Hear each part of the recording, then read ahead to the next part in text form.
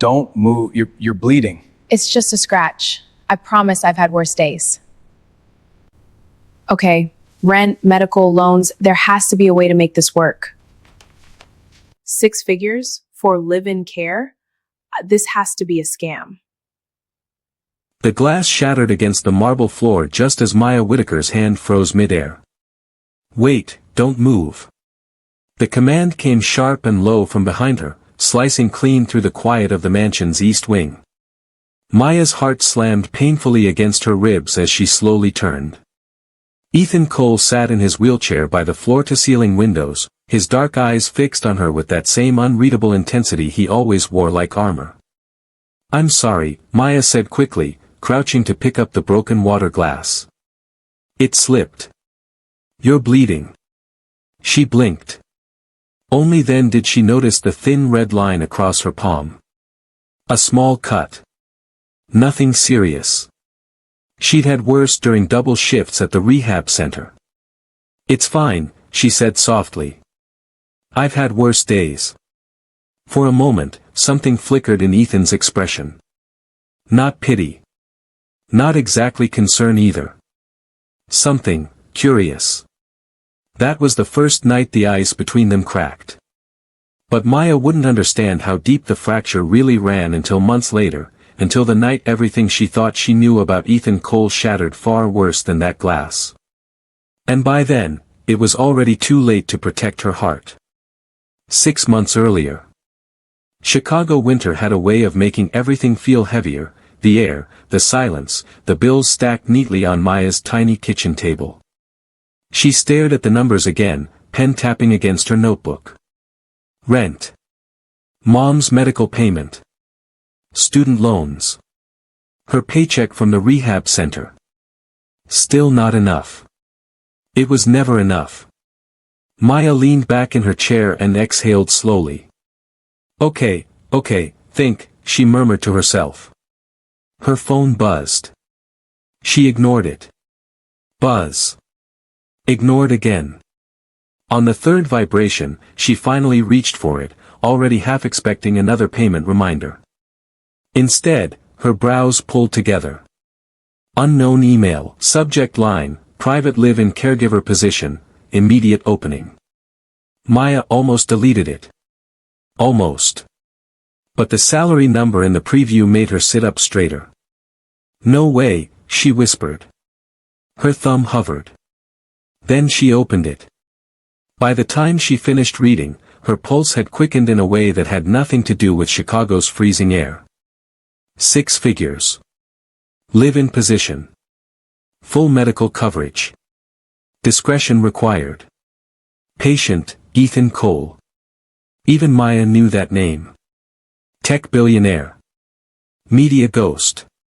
The guy who disappeared from public view after a private jet crash 2 years ago. Reported permanent spinal injury. Wheelchair bound. Her stomach twisted. She had worked with patients like that before. It wasn't the physical care that scared her. It was the emotional weight. Still. Maya glanced back at the stack of bills. Her jaw tightened. Okay, she said quietly to the empty apartment. Let's see what this is really about. She hit reply. 3 days later, Maya stood outside one of the most intimidating houses she had ever seen in her life. Lake Forest, Illinois. Cold wind cut across the long driveway as she adjusted her coat and stared up at the sleek modern mansion. The place didn't even look real, all glass, steel, and quiet money. You got this, she muttered under her breath. The front doors opened before she could knock. A sharply dressed house manager gave her a polite but assessing look. Miss Whitaker. This way. No small talk. No warmth. Just efficiency. That should have been her first warning. By the time Maya stepped into Ethan Cole's private sitting room, her nerves were already stretched tight. And then she saw him. He sat near the massive windows overlooking the frozen lake, dressed simply in a charcoal sweater and dark slacks, his wheelchair angled slightly away from the door like he already knew exactly how this meeting would go. He didn't smile. Didn't stand, obviously. Didn't even pretend to be welcoming. "You're late," Ethan said coolly. Maya blinked. She had checked the time 3 times in the car. "I arrived 10 minutes early," she replied gently. A beat of silence. His mouth twitched almost imperceptibly. Noted. So, he was testing her already. Maya recognized the type. She'd seen versions of him before, patients who built emotional walls so high you needed a ladder just to have a normal conversation. Instead of getting defensive, she simply stepped forward. "I'm Maya," she said calmly. "Your new caregiver." His dark gaze swept over her slowly, clinically.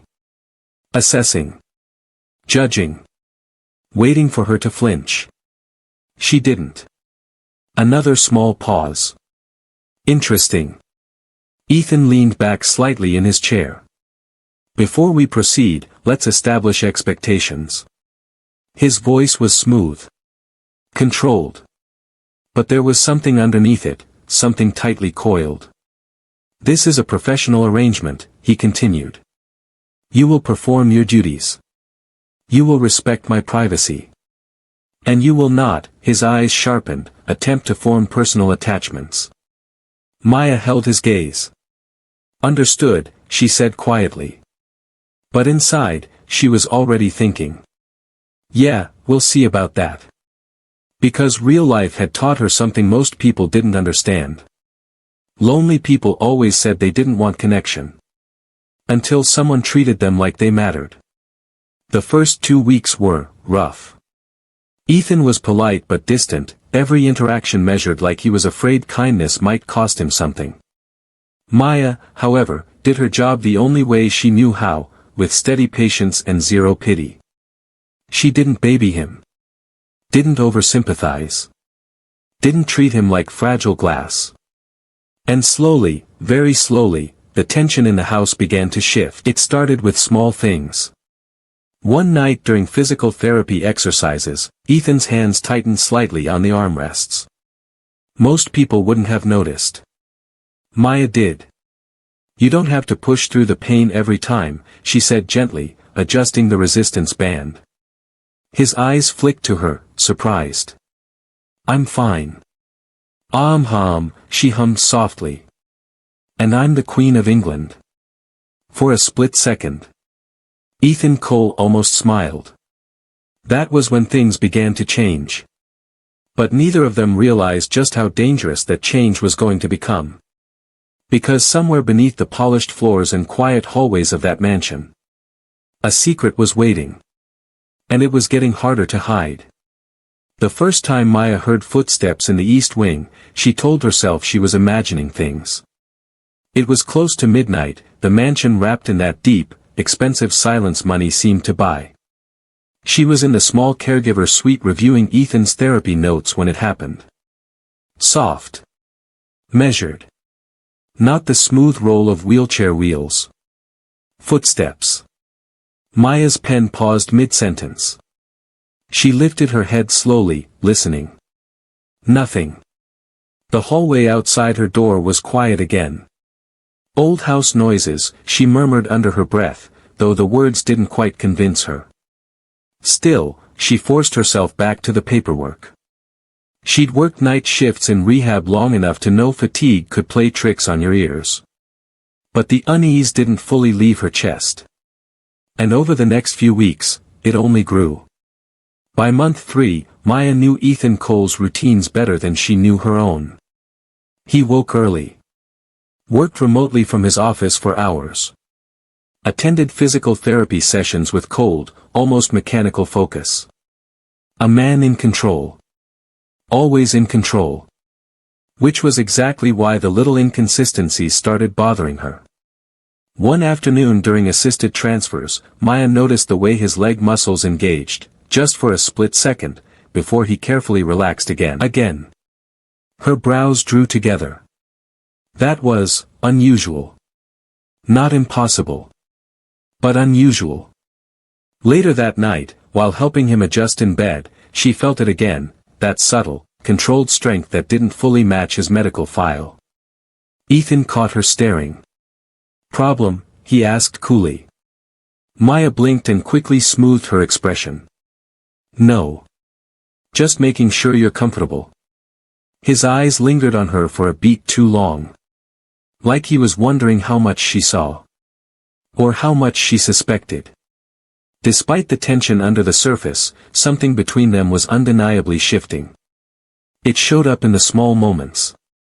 Like the night the power briefly flickered during a winter storm. Most of the house had backup generators, but Ethan's office lighting dimmed just enough to cast the room in soft shadow. Maya stepped in with a flashlight. You okay in here? I'm not made of glass, Maya.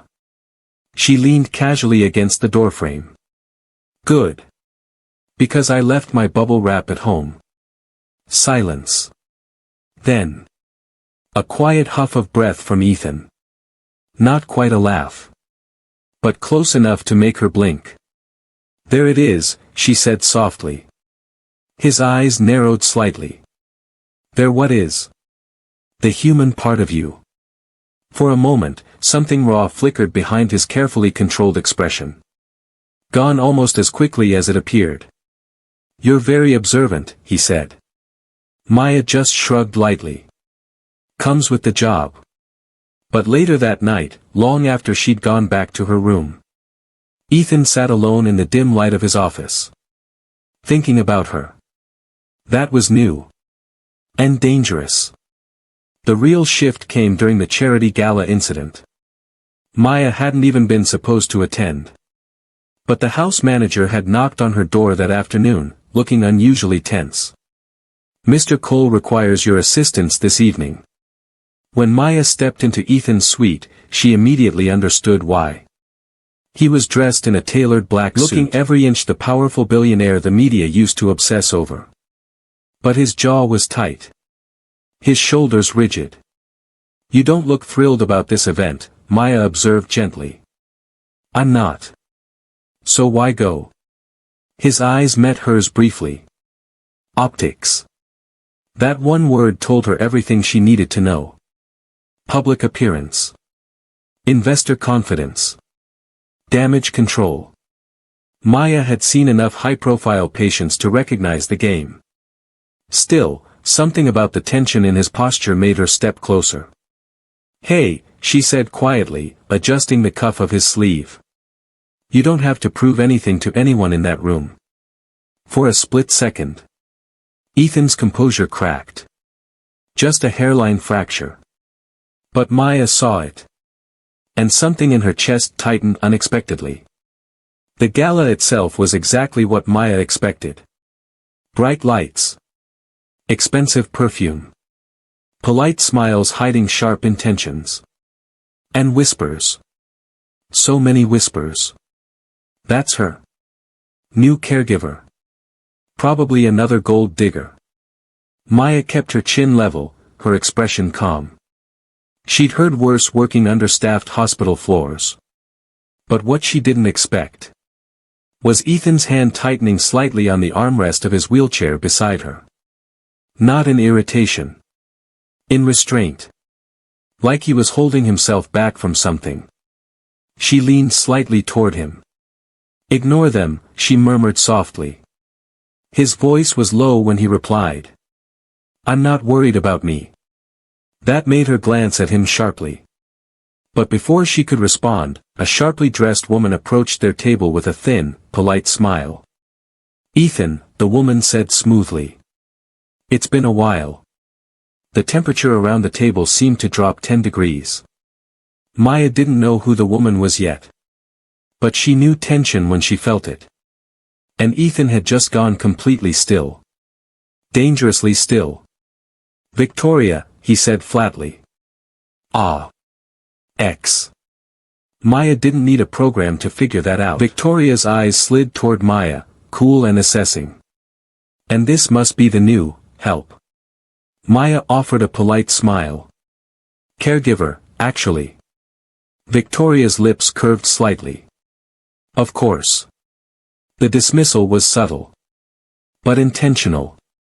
Maya had dealt with enough entitled relatives in rehab centers to recognize the tone immediately. Before she could respond, though, Ethan's voice cut in, sharp as glass. Careful, Victoria. The room went very quiet. Because there was something in his tone Maya had never heard before. Warning. Real warning. Victoria's smile thinned. Still protective, I see. Maya felt the tension spike between them like a live wire. And for the first time since arriving at the mansion, a small, uneasy thought slid through her mind. Something about this situation was deeper than she'd been told. Much deeper.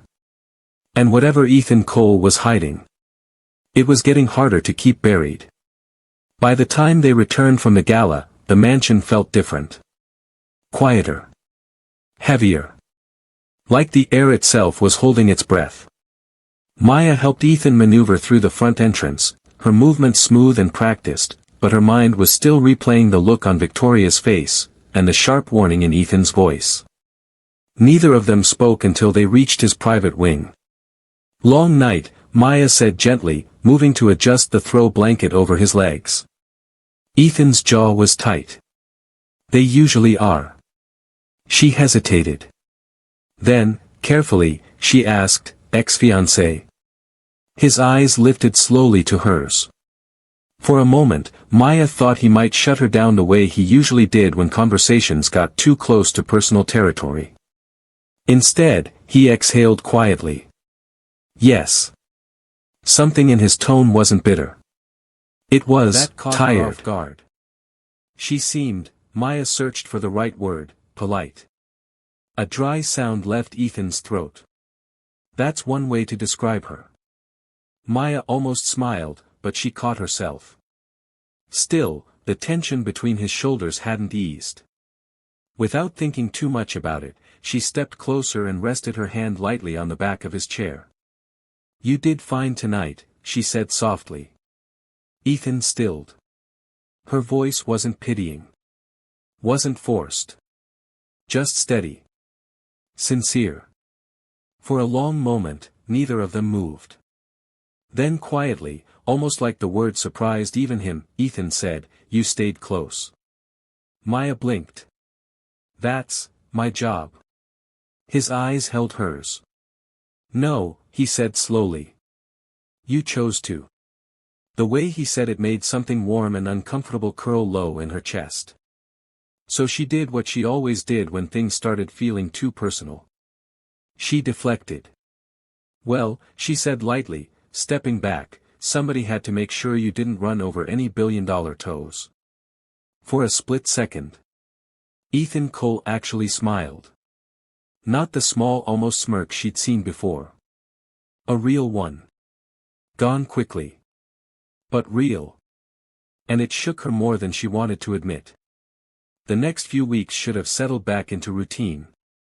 Instead, the strange moments multiplied. It started small. One morning, Maya entered Ethan's office earlier than usual, balancing his coffee carefully in one hand. She pushed the door open. And froze. The wheelchair sat empty. Her heart dropped straight into her stomach. "Mr. Cole?" No answer. The office was silent. Too silent. Maya stepped further inside, pulse beginning to thump harder in her ears. Then. "Looking for me?" She jumped. Ethan was positioned near the far window, already seated in his chair like he'd been there the entire time. Her breath came out a little sharper than she intended. "You're going to give me a heart attack one of these days," she muttered. His eyes studied her carefully. "You looked concerned." Maya quickly busied herself setting down the coffee. Occupational hazard. But inside, something wasn't adding up. She was certain, absolutely certain, that chair had been empty. That night, sleep refused to come easily. Maya lay in bed staring at the ceiling, her brain replaying every odd detail from the past few months. The footsteps. The muscle tension. The empty chair. Her rehab training itched at the back of her mind. Something was off. Around 1:17 a.m., she finally gave up on sleep and slipped quietly out of bed. Maybe some water would help clear her head. The hallway lights were dimmed to their nighttime setting, casting soft shadows along the polished floors. She padded quietly toward the kitchen. And stopped cold. Because from the direction of Ethan's private gym, she heard movement. Not mechanical. Not assisted. Movement. Slow. Controlled. Her pulse spiked. Maya, don't jump to conclusions, she warned herself. Still. Her feet moved forward anyway. Careful. Silent. The gym door was slightly open. Just an inch. Maya's hand hovered near the frame as her heart pounded so loudly she was sure someone could hear it. She leaned forward. And through the narrow gap. Her world tilted sideways. Ethan Cole was standing. Not struggling. Not supported. Standing tall in the middle of the private gym, one hand braced lightly against the parallel bars as he shifted his weight with slow, deliberate control. Maya's breath caught in her throat. Every rehab instinct she had screamed the same thing. This was not the movement of a man permanently confined to a wheelchair. Not even close. Her fingers tightened slightly against the doorframe. And that tiny movement was all it took. Ethan's head snapped toward the door. Their eyes locked. Time stopped. For a long, heavy second, neither of them moved. Then slowly, very slowly, Ethan straightened to his full height. No wobble. No collapse. Just quiet, undeniable strength. Maya's voice came out barely above a whisper. You've got to be kidding me. Silence pressed in around them. Thick. Electric. Ethan's expression didn't look panicked. If anything, he looked almost resigned. Like a man who had always known this moment would eventually come. Maya pushed the door open the rest of the way, her heart still hammering wildly against her ribs. How long? She demanded softly. His gaze held hers steadily. How long have I been able to walk? Her jaw tightened. Yes. A slow breath left his chest. Long enough. Something sharp twisted in Maya's chest. Not just shock. Betrayal. Because suddenly, 100 small moments over the past months clicked violently into place. The strength. The footsteps. The control. All of it. You let me believe, her voice caught, and she forced it steady. You let everyone believe you were paralyzed. Ethan's jaw flexed. Yes. The single word landed like a dropped stone. Maya stared at him for a long moment, emotions flashing rapidly across her face. Then she shook her head slowly, disbelief written all over her features. Wow, she breathed. That is, wow. For the first time since she'd known him. Ethan Cole looked uncertain. And that uncertainty said everything. Because whatever happened next, the careful balance between them had just been completely destroyed. Maya let out a slow breath and folded her arms tightly across her chest, like she needed something solid to hold herself together. For a long moment, she just stared at him. Not the billionaire. Not the patient. Just the man standing in front of her like the last 6 months hadn't happened. You lied to me, she said finally, her voice low and steady, which somehow sounded more dangerous than if she had yelled. Ethan didn't flinch. I didn't lie about everything. Her laugh came out sharp. Oh, that makes it better. Silence stretched between them, thick and uncomfortable. He stepped forward slowly, cautiously, like he was approaching something fragile. Maya. Don't, she cut in immediately, holding up a hand. Her heart was pounding so hard she could feel it in her throat. Don't say my name like that right now. He stopped. And for the first time since she had known him, Ethan Cole looked like a man who wasn't entirely sure what move to make next. Good. Because her emotions were all over the place. Shock. Anger.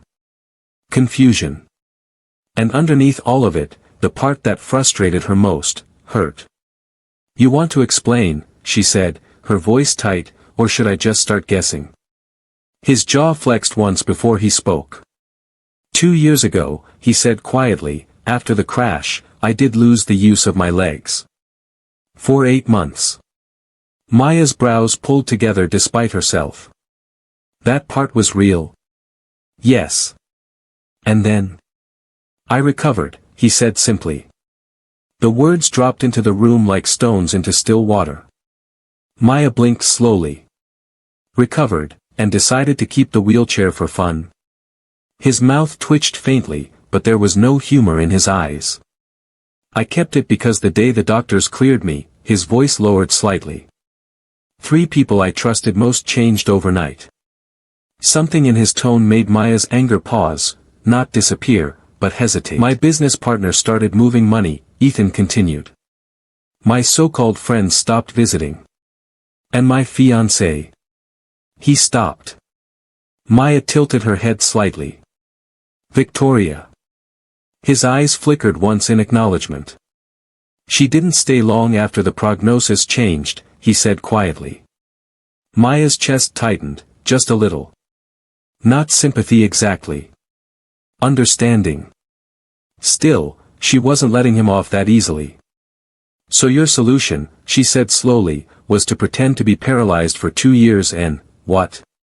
Run social experiments on people?" Ethan's gaze met hers directly. "Yes." The honesty of it hit harder than any excuse would have. Maya shook her head slowly, pacing once across the gym floor as she tried to process the sheer audacity of it. "That is some next-level trust issues, Ethan. I'm aware." She stopped and turned back to him sharply.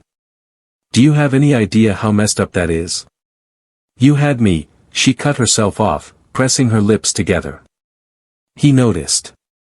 "Of course he did." "You had you what?" he asked quietly. Maya hesitated. Then exhaled slowly. "You had me worried about you," she admitted, her voice softer but no less intense. Actually worried. For the first time since she'd walked in. Something real cracked across Ethan's face. Not controlled. Not calculated. Real. "I know," he said quietly. That simple admission hit her harder than she expected. Maya looked away first, dragging a hand lightly across her forehead as she tried to steady the storm of emotions swirling inside her chest. "Unbelievable," she muttered. Neither of them spoke for a few seconds. Then Ethan said something that made her heart stutter. "You're the only one who didn't treat me differently." She looked back at him slowly. "What?" "From day one," he continued, his voice low and steady. "No pity. No calculation. No performance. Just, you." The air between them shifted. Dangerously. Maya swallowed, forcing her guard back into place. "Congratulations. You found one decent human being in Chicago." But Ethan didn't smile. Didn't look amused. He just watched her, intensely enough that her pulse started misbehaving again. "That's not what I found," he said quietly. Her stomach flipped. Annoyed, she crossed her arms again. Don't what? Don't make this complicated." A beat of silence passed. Then Ethan did something that completely caught her off guard. He stepped back. Giving her space.